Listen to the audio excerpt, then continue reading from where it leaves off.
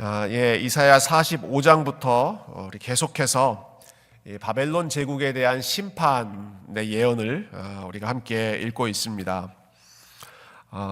복습이 또 중요하니까요. 다시 한번 그 흐름을 리뷰해 본다면 우리 45장에서는 이제 바벨론 제국을 무너뜨릴 하나님의 대리자, 통치자이죠. 고레스 왕이 등장할 것이다 예언하셨습니다.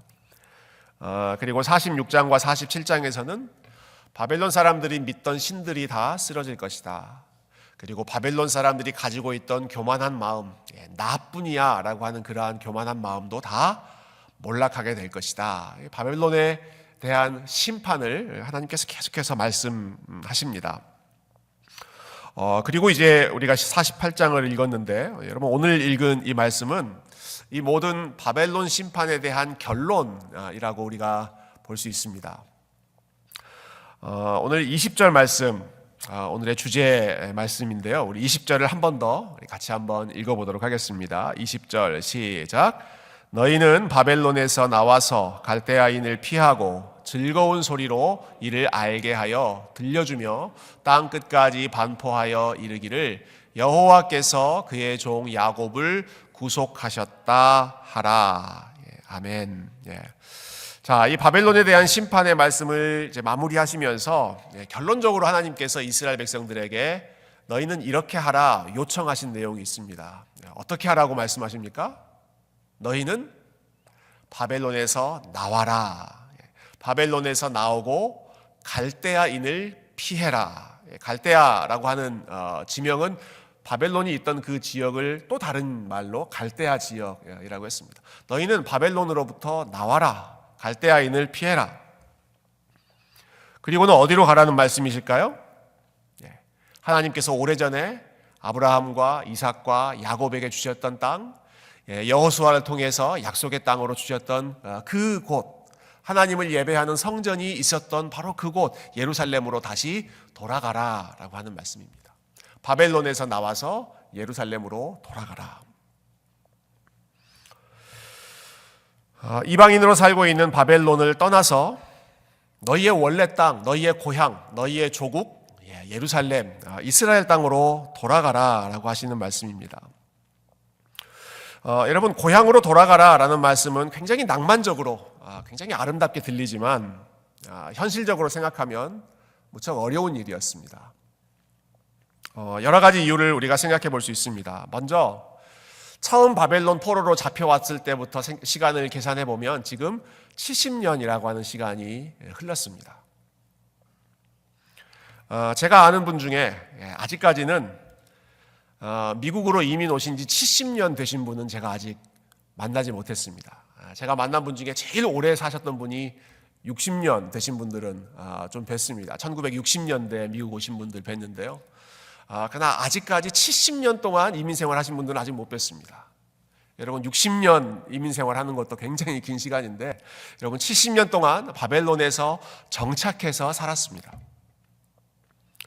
처음에 바벨론으로 끌려간 것은 원하지 않는 일이었지만 힘들었겠지만 그래도 거기서 하루하루 살면서 가정도 이루고 자녀도 낳고 그리고 그 자녀의 자녀까지 볼 수 있는 시간이 70년이라고 하는 긴 시간이지 않습니까? 자, 그렇게 힘들게 자리를 잡고 정착했는데 다시 바벨론을 떠나라. 떠나서 예루살렘으로 돌아와라 라고 하는 말씀은 쉽게 따르기 어려운 참 힘든 그러한 말씀이었을 것입니다. 예외적인 사람들도 있겠지만 대부분의 사람들은 변화를 싫어합니다. 부담스럽게 생각합니다. 제가 존경하는 팀 켈러 목사님께서 그 목회학 강의를 하실 때 아주 파격적인 말씀을 한번 하신 적이 있습니다. 교회는 매년 1년에 한 번씩 예배 순서를 바꿀 필요가 있다. 그런 말씀 하셨어요. 왜냐하면 사람들은 익숙한 것에 너무 익숙해지다 보니까 어떻게든 좀 교회 안에서 변화가 필요한데 예배 순서를 좀 바꾸든지 예배 형식을 바꾸는 게 필요하다 이런 말씀을 하시더라고요. 저는 예배 형식이나 예배 순서에 대해서는 팀 켈러 목사님보다는 훨씬 좀 보수적인 입장입니다. 우리가 예배가 주는 안정감이 있기 때문에 그렇게 막 여러 번 바꾸는 그런 것은 제 스타일이 아니지만, 그러나 팀 켈러 목사님이 우려하셨던 부분, 지적하셨던 부분에 대해서는 10분 공감합니다. 사람들은 익숙한 것에 그대로 안주하고 싶은 경향이 있다. 변화보다는 편한 것, 익숙해진 것을 더 좋아한다는 것이죠. 여러분, 그렇다고 하면 70년 동안 살면서 정착한 바벨론이라고 하는 나라가 또 바벨론에서의 삶이 이스라엘 백성들에게 얼마나 익숙해졌겠습니까? 처음에는 힘들었지만 그 삶이 익숙해졌습니다. 그러니까 그곳을 떠난다라고 하는 것은 쉽지 않은 결단이겠죠. 여러분, 특히 이스라엘 백성들이 그 당시에 살고 있던 바벨론과 그리고 그들이 돌아가야 할 예루살렘을 비교해 보면 이 결정은 더 힘들어집니다. 여러분, 지금은 우리가 떠나온 한국이 많이 좋아졌죠. 경제적으로도 발전하고 의료나 복지나 이런 것들이 너무너무 좋아져서 역이민 가시는 분들 많습니다. 역이민 가시는 분들 심심치 않게 볼 수 있습니다. 여러분, 그런데 바벨론과 예루살렘은 천지차이입니다. 바벨론은 그 당시에 가장 발전된 문명 국가였고 예루살렘은 70년 전에 망해버린 지역입니다. 여러분, 지금부터 70년을 거슬러 보면 1955년이 됩니다. 1955년에 한국을 한번 생각해 보시면 경험해 보신 분들이 거의 대부분 아니시겠지만 우리가 짐작할 수 있지 않겠어요? 한국 전쟁이 끝난 직후에 1955년에 한국, 우리가 영화나 뉴스를 통해서 사진으로만 보았던 그 처참한 한국, 그리 돌아가라. 미국에서의 삶을 놓고 그리 돌아가라. 여러분, 이 명령이 어려운 명령 아니겠습니까? 예루살렘으로 돌아가려면 거쳐야 하는 과정이 있습니다. 여러분, 바벨론에서 예루살렘으로 가려고 하면 그 중간에 사우디아라비아라고 하는 지금의 나라가 있는 아주 넓은 사막과 광야를 지나가야 됩니다. 긴 거리를 사막과 광야를 거쳐서 서쪽에 있는 예루살렘으로 돌아가는 것이죠. 그러니까 여러 가지 면에서 봤을 때 현실적으로 굉장히 어려운 말씀을 하나님께서 하셨습니다. 한 가지 이유를 더 생각해 본다면, 현실적인 이유에 더해서 아마 그 당시 이스라엘 백성들의 마음을 바벨론에 더 있고 싶은, 더 머물고 싶게 하는 그러한 이유가 있었겠다라는 생각이 들었습니다. 여러분, 지금까지는 이스라엘 백성들을 포로로 끌고 왔던 바벨론 사람들이 다스렸습니다. 그러니까 이스라엘 백성들을 포로로만 생각했던 사람들이죠. 그런데 이제는 세상이 바뀝니다. 이제는 바벨론 나라는 멸망하고 페르시아 제국이 세워지는데 새로운 왕 고레스는 유대인들에게 훨씬 더 호의적인 왕이었습니다. 이전처럼 바벨론 사람들처럼 이스라엘 백성들을 무시하면서 포로처럼 종처럼 그렇게 부려먹는 그러한 왕이 아니라 이 고레스 왕은 많은 사람들에게 유화 정책을 펼치는, 많은 사람들에게 자유를 허용하는 왕이었습니다. 심지어 하나님께서 이 고레스는 내가 세운 왕이다, 나의 종이다, 이런 말씀을 하실 정도로 하나님의 손에 붙들려 있는, 하나님께서 사용하시는 그 왕이 고레스였습니다. 자, 그 고레스 왕이 이제 다스리는 그 지역, 여전히 바벨론 땅이라고 불리지만 페르시아 제국의 그 새로운 왕이 훨씬 더 부드럽게 유화 정책을 펼치게 될 이 바벨론 땅이라고 한다면 이전보다는 훨씬 더 살기 좋은 땅이 되겠죠. 유대인들에게 훨씬 더 호의적이고 많은 것들을 허용해주는 그러한 땅이, 그러한 시대가 지금 이스라엘 백성들에게 열리는 것입니다. 아마 어떤 사람들은 너희가 바벨론에서 나와라 라고 하는 이 하나님의 명령을 들었을 때 이렇게 반응하는 사람이 있었을 것 같습니다. 아니, 우리가 바벨론으로 처음 잡혀와서 그렇게 고생하고 있을 때 밤마다 눈물로 하나님 돌아가고 싶습니다. 예루살렘이 그립습니다. 우리 고향으로 돌아가고 싶습니다. 수금을 바벨론 그 나무에 걸어놓고 탄식의 노래를 부르면서 하나님께 그렇게 울고 있을 때에는 가만히 계시더니 아니 너희들 돌아갈 생각하지 말고 이 땅에 정착해서 살아라. 바벨론 땅에 정착해서 살아라. 그렇게 말씀하시더니 이제 좀 살만해지니까, 이제 좀 바벨론 생활도 적응되고 좀 좋은 왕도 나타나고 이제 좀 살만하니까 너희는 바벨론을 떠나라. 너희는 그곳에서 나와라. 갈대아인을 피해라. 하나님 왜 이렇게 저하고 타이밍이 안 맞으십니까? 여러분 이런 생각 들지 않겠습니까? 여러분이 이 당시에 이스라엘 백성들이라면 여러분 이런 상황에서 어떻게 반응하시겠습니까? 바벨론에 그대로 남아 계시겠습니까? 아니면 바벨론을 나와서 사막을 지나서 하나님께서 가라고 하신 예루살렘 땅으로 향하시겠습니까? 굉장히 어려운 상황에 어려운 말씀을 하나님께서 이스라엘 백성들에게 요청하시는 상황입니다. 제가 참 좋아하는 영화가 있는데요. 쇼생크 탈출이라고 하는 영화입니다. 아마 이 영화를 보신 분들도 많이 계실 거라고 생각합니다.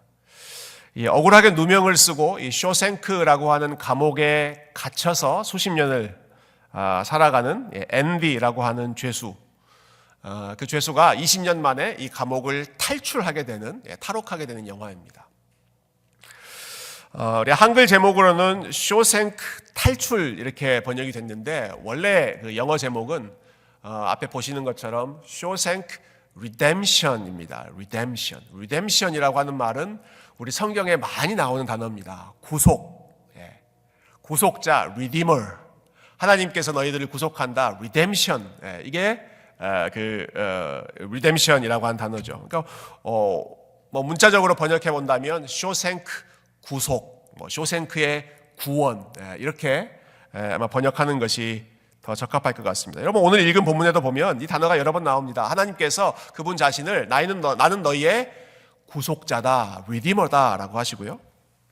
우리 아까 읽었던 20장 말씀에서도 여호와께서 그의 종 야곱을 구속하셨다라고 외쳐라. 하나님이 구속자라고 하는 사실을 외쳐라. 이게 이 영화에 나오는 그 제목에 사용되어 있는 단어입니다. 여러분 이 영화에 보면 명장면이 굉장히 많습니다.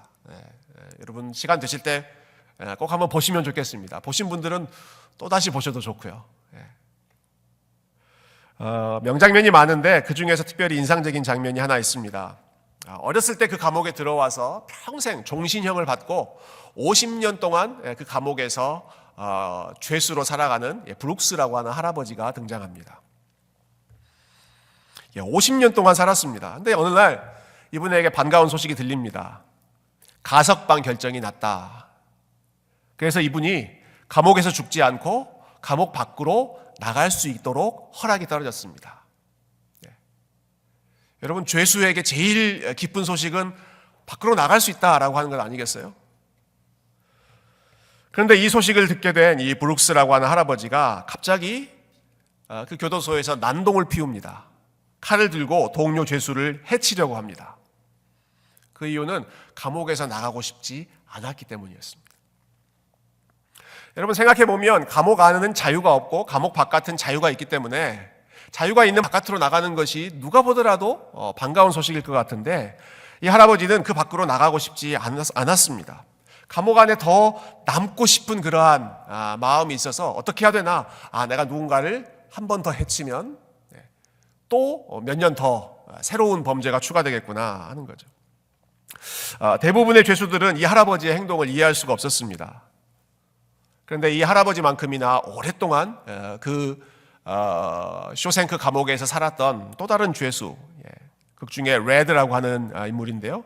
이 죄수가 이렇게 말합니다. 다른 죄수들에게 감옥의 담장은 참 웃기단 말이야. 처음엔 싫지만 차츰 익숙해지지. 그리고 세월이 지나면 벗어날 수 없어. 그게 길들여진다는 거야. 처음에는 그 안이 너무 답답하고 너무 싫고 모든 것이 구속받는 그러한 상황이 빨리 벗어버리고 싶지만 그때 그곳에서 하루 이틀 살다 보면 그 안에서의 삶이 편해진다는 거예요. 감옥의 담장 안에서의 삶이 편해져서 그 감옥 바깥으로 나가는 것, 자유의 세상으로 나가는 것이 더 두려워진다. 그래서 브룩스가 그렇게 했고 본인도 그런 마음이 있다 라는 거죠. 여러분, 이스라엘 백성들에게 바벨론은 그와 같은 곳이었습니다. 포로로 잡혀가긴 했지만, 그래서 자유를 빼앗긴 채로 그들이 살아갔지만 70년 동안 살면서 그 삶에 익숙해졌습니다. 길들여졌습니다. 새로운 모험을 하고 하나님의 손을 잡고 새로운 곳으로, 자유의 땅으로 가는 것보다는 그곳에 그대로 안주하면서 가만히 있는 것이 훨씬 더 사람들에게 편한 선택이었습니다. 그런데 하나님께서 너희는 그 바벨론을 떠나라. 너희가 살고 있는 그 지역의 갈대아 사람들을 피하라. 그리고 내가 너에게 가라고 하는 그 땅으로 돌아가라 말씀하시는 것이죠. 처음에도 말씀드렸지만 이 바벨론 제국이 세워진 이 지역을 갈대아라고도 불렀는데요. 여러분, 성경을 보면 아주 오래전에 이 갈대아 지역을 떠났던 아주 유명한 사람이 한 명 있습니다. 그의 고향이 갈대아 우르라고 하는 지역이었죠. 갈대아 우르를 떠났던 사람 누가 있습니까? 아브라함. 믿음의 조상 아브라함이 갈대아 우르를 떠났던 사람입니다. 아브라함이 바로 갈대아 지역에서 살았고, 그때 하나님께서 그 아브라함을 그 갈대아로부터 불러내셔서 새로운 곳으로 보내셨죠. 여러분, 그러니까 지금 이 하나님의 백성들에게, 이스라엘 백성들에게 너희는 바벨론을 떠나라, 갈대아 지역을 떠나라 라고 하시는 이 말씀은 오래전 그들의 조상이었던 아브라함처럼, 아브라함이 본토 친척 아비집을 떠나 하나님이 주시는 새로운 길을 믿음으로 걸어갔던 것처럼 그 믿음의 여정을 시작하라 라고 하는 것입니다. 너희에게 편하고 익숙해져 있는 그곳을 떠나 아브라함처럼 믿음의 여정을 시작하라. 나와 함께 그 믿음의 여정을 걸어가자라고 하시는 것이죠. 아브라함을 믿음의 조상이라고 부르는데요. 여러분, 믿음이라고 하는 것이 무엇입니까? 아브라함이 보여준 믿음의 삶, 믿음으로 살아간다라고 하는 것을 여러분 어떻게 설명하실 수 있겠습니까? 믿음이란 과연 무엇인가? 가장 중요한 질문이지만 또 가장 좀 모호하고 추상적인 그러한 문제인 것 같기도 합니다. 어제 저희가 이제 중보기도 세미나를 했는데요. 우리 이충만 목사님께서 믿음이 무엇인가에 대해서 기가 막히게 설명을 하셨습니다. 제가 지금까지 들어본 모든 믿음에 대한 정의 중에 최고입니다. 최고.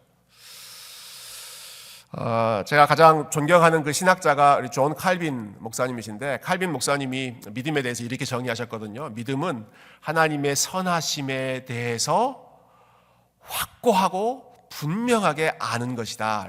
굉장히 아주 철학적으로, 신학적으로 정의를 해주셨는데, 우리 충만 목사님이 가르쳐 주는 게 훨씬 낫습니다. 훨씬 나아요. 이렇게 말씀하셨어요. 믿음은 무엇인가? 믿음은 기대는 것입니다. 중국에서 세미나 오셨던 분들 기억하시죠? 믿음은 뭐 하는 거라고요? 기대는 것이다. 믿음은 기대는 것이다. 다 같이 한번 따라 해보시죠. 믿음은 기대는 것입니다. 우리 한 번 더. 믿음은 기대는 것입니다. 기대는 것 어떤 건지 여러분 잘 아시잖아요. 믿음은 하나님의 선하심을 경험하는 확고하고도 분명한 지식입니다. 칼빈의 정의에 갈 필요가 없습니다. 앞으로 믿음이 무엇인가 하면 according to 이충만 목사님 이렇게 하시면 돼요. 우리 교회 목사님이 말씀하셨는데, 믿음은 기대는 것이다. 믿음은 기대는 것입니다. 믿음은 기대는 것입니다. 하나님께 기대는 것입니다. 여러분, 그런데 누군가에게 기대려고 하면 어떤 상황이 전제가 되어야 될까요? 누군가에게 내가 기대려고 하면 내 삶이 어때야 됩니까? 내가 스스로 서 있기가 어려워야 합니다. 내가 스스로 견고하게 내 힘으로 서 있을 수 있는 사람이 뭐가 아쉬워서 누군가에게 기대겠습니까? 힘이 없고 비틀거리니까 옆에 기대는 건 아니겠습니까? 믿음이 기대는 것이다 라고 했을 때 그 믿음을 요구하시는 것은 우리의 삶이 하나님을 기댈 수밖에 없는 여러 가지 흔들리고 불안한 삶을 마주하게 될 수밖에 없다 하는 사실을 전제하고 있는 것이죠. 여러분, 믿음은 누군가에게 더 이상 기댈 필요가 없을 정도로 내 삶이 확고해지고 든든해지고 안전해지고 내 다리가 튼튼해지는 것이 아니라 여러 종류의 어려움 때문에 시시각각 우리 하나님께 기댈 수밖에 없는 것이, 그것이 성도에게 주신, 그리고 성도에게 요구하신 믿음입니다. 믿음은 기대는 것이다. 이 세미나 강의를 듣고 나서 저희가 스몰 그룹으로 흩어졌습니다. 그리고 함께 기도하는 시간을 가졌는데요. 제가 인도에 있던 그 그룹에는 정말 다양한 분들, 다양한 연령대의 분들이 계셨습니다. 근데 모두가 다 한결같이 불안하고 흔들리는 시간을 보내고 계셨습니다. 30대는 30대가 겪는 불안감이 있었고, 40대는 40대가 겪는 불안감이 있었고, 50대는 저희 그룹에 50대가 제일 많았는데 50대 분들이 제일 불안했습니다. 제일 불안해하시더라고요. 저 같은 40대 사람들은 빨리 아이들 좀 키우고, 아이들 좀 떠나고 이제 50대에 그 좀 안정적인 삶을 살았으면 좋겠다 하는 그런 바람이 있는데, 제가 어제 보니까 전혀 부러워할 게 아니더라고요. 50대 분들이 제일 불안해하셨습니다. 저희 그룹에는 우리 에스더 권사님도 계셨는데 80대가 가지고 있는 삶의 고민과 문제가 또 있었습니다. 모두가 서로 다른 인생의 단계를 거쳐가고 있지만 모두가 저마다의 무거운 짐을 가지고 있고, 그리고 모두가 그것 때문에 하나님을 기대며 살아가는 삶을 훈련하고 있었습니다. 30대는 30대 나름대로, 80대는 80대대로, 40대는 50대는 60대는 70대는 각자 자기의 단계에서 자기의 연약함을 알고 하나님 앞에 계속해서 기대는 삶이 믿음으로 사는 삶이죠. 제가 이 점을 생각하다가 우리 기독교 신앙은 유교와 참 다르다 하는 생각이 들었습니다. 여러분, 우리 공자 선생님께서 가르치신 그 인생의 단계가 있습니다. 논어에 나오는 내용이죠. 공자가 이렇게 말했습니다. 15세가 되면 배움을 시작하고, 이게 이제 한자로 지학이었습니다. 30세가 되면 뜻이 확고하게 서고 이립. 40세가 되면 더 이상 흔들리지 않고 불혹. 50대가 되면 하늘의 뜻을 알고 지천명. 60대가 되면 귀가 부드러워져서 잘 듣고 이순. 70세가 되면 내가 하고 싶은 대로 내 마음대로 마음껏 살아도 법을 어기지 않고 살 수 있는 그런 단계가 된다. 마지막은 종심, 자기 마음을 따라도 법을 어기지 않는 그 이제 도인이 된다라고 하는 거죠. 여러분, 이렇게 살고 계십니까? 30대에 계신데 30대 이립, 여러분 뜻이 확실하게 서셨습니까? 저 같은 40대를 살고 계시는 분, 불혹, 흔들리지 않고 계십니까? 50대, 우리 50대 집사님들, 장로님들, 지천명, 하늘의 뜻을 이해하고 그렇게 살고 계십니까? 여러분, 그렇지 않습니다. 우리의 삶은, 특별히 우리의 믿음은 우리를 이런 단계로 성장해 주는 것이 아닙니다. 여러분, 우리는 15살 때 흔들립니다. 15세 때 흔들려서 하나님께 기대입니다. 30살이 되면 뜻이 확고하게 서는 것이 아니라 그때도 뜻을 잘 모르겠습니다. 또 하나님께 기대입니다. 40세가 되면 불혹, 흔들리지 않는 나이가 되는 게 아니라 여전히 흔들리고, 50대가 되면 하늘의 뜻을 다 아는 지천명이 되는 것이 아니라 여전히 하늘의 뜻을 알지 못하겠고, 60대, 70대, 80대가 되어도 계속해서 여러 가지 고민과 인생의 무게 때문에 흔들리고, 그리고 그 흔들림 때문에 하나님 앞에 더 기댈 수밖에 없는, 더 하나님 앞에 의존하게 만드는 것이 하나님께서 우리에게 가르치시는 성경의 믿음입니다. 아브라함이 그렇게 살았습니다.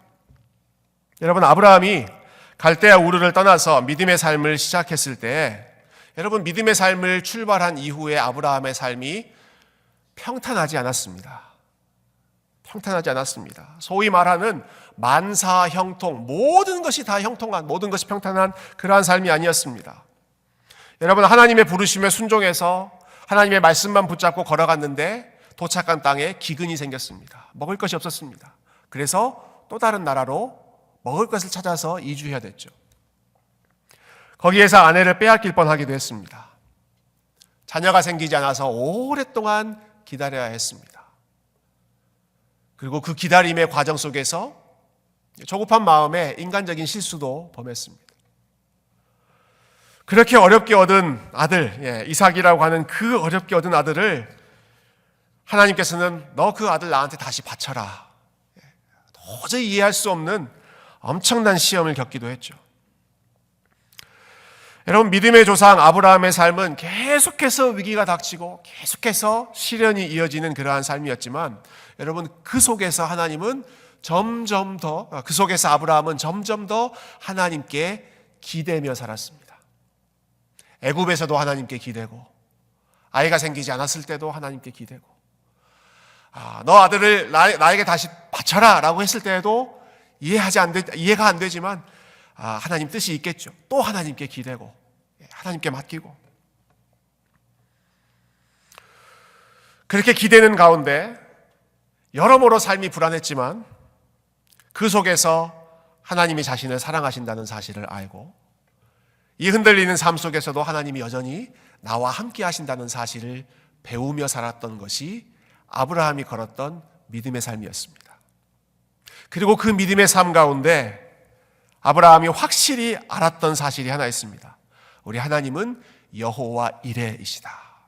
그게 아브라함의 생애의 마지막 순간에 고백되는 믿음의 고백이죠. 하나님은 여호와 이레, 준비하시는 하나님이시다. 하나님은 준비하시는 하나님이시다.